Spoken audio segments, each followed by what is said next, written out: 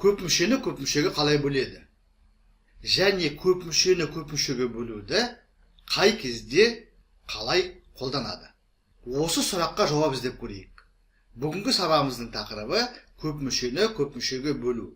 Сіздермен бірге математика пәнінің оқытушысы Әлсейітов Амангелді Құмарұлы. Мынадай мысал қарастырайық. Х куб плюс 4х квадрат минус 24 көп мүшесін х минус 2-ге бөлу керек болсын. Неге тең болады? Осындай сұрақ. Көп мүшені көп мүшеге бөлу не үшін қажет деген сұраққа жауап беріп көрейік. Бұл өрнектерді ықшамдауда керек болады. Біріншіден, екіншіден интегралды есептеген уақытта қажет болады. Оны осы көп мүшені көп мүшеге бөлуді орындап болғаннан кейін нақты мысалмен тағы да көрсететін боламын. Көп мүшені көп мүшеге бөлуді санды санға бөлу сияқты бұрыштап бөлу арқылы орындауға болады. Жазып көрейік. Х куб плюс 4х квадрат минус 24. Осы өрнекті көп мүшені х минус 2-ге бұрыштап бөлу қалай орындалады? Ең үлкен мүшесін х кубты бөлгіштің ең үлкен мүшесіне бөлеміз. Яғни х кубты х-ға бөлетін болсақ, бізде х квадрат шығады.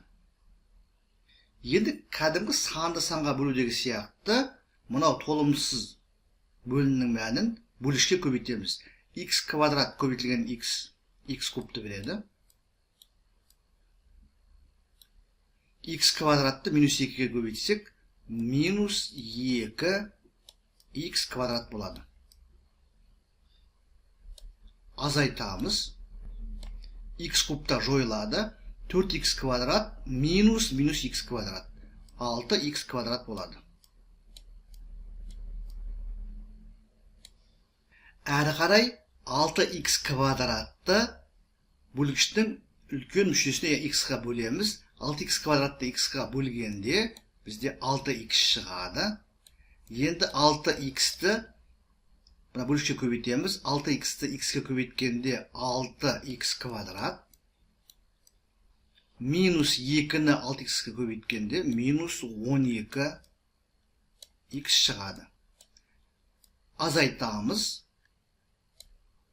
6х-те жойылады. Минус 12х бізде 12х қалады. Минус 24-ті 12х-ның жанына түсіреміз. 12х ең үлкен мүшесі. Үлкен мүше х-ға бөлеміз. Сонда 12х-ті х-ға бөлгенде 12-ден келеді. Енді көбейтеміз. 12-ні х-ға көбейтсе 12х. Минус 2-ні 12-ге көбейтсек, минус 24. Азайтамыз. Сонда бізде 0 шығады.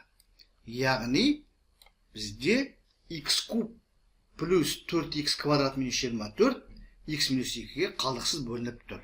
Олай болса, мынау шыққан бөліндінің мәнін өрнекті біз мына жерге жаза аламыз. Сонымен жауабы х квадрат плюс 6х плюс 12 болады екен.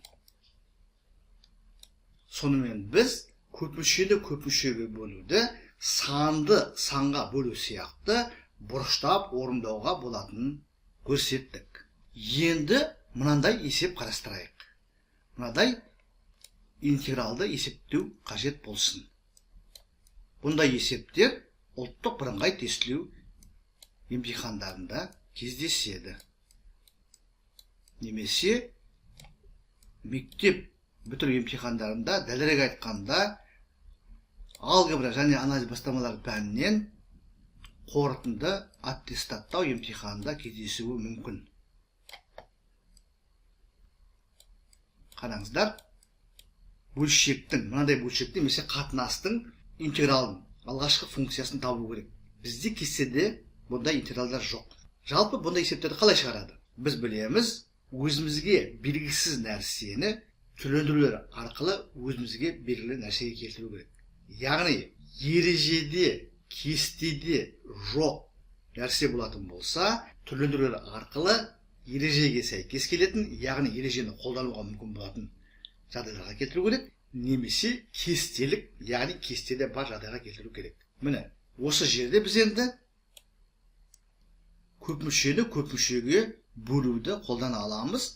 Жоғарыда көрсеткендей, алымын бөліміне бұрыштап бөлетін болсақ, бізде x квадрат плюс 6x плюс 12 деген квадраттық үш мүше шығады. Осы үш мүшенің алғашқы функциясын табу керек. Әрі қарай мен талдап жазып отырмай-ақ қояйын. X квадраттың алғашқы функциясы x куб бөлінген 3 болады. 6x-тің алғашқы функциясы 2x куб болады. 12-ның алғашқы функциясы 12x болады. Және қосу тісі. Біз анықталмаған интегралдың қасиеттерін білеміз. Қосынның интегралы интегралдардың қосындысына тең, сосын тұрақтыны интеграл таңбасының алдына шығаруға болады деген ереже бар. Сонымен, құрметті оқырмандар, біз бүгін сабақта көп мүшені көп мүшеге бөлуді үйрендік, және оның бір қолданылуын қарастырдық. Бейнеролик сізге ұнаған болса, лайк қойыңыз. Каналға жазылмаған оқырмандар болса, каналға жазылыңыздар. Біз бұдан әріде математика мен математикалық сауаттылықтан оқушыларға қажетті деген материалдарды бейнероликке түсіріп, каналға жүктеп отыратын боламыз.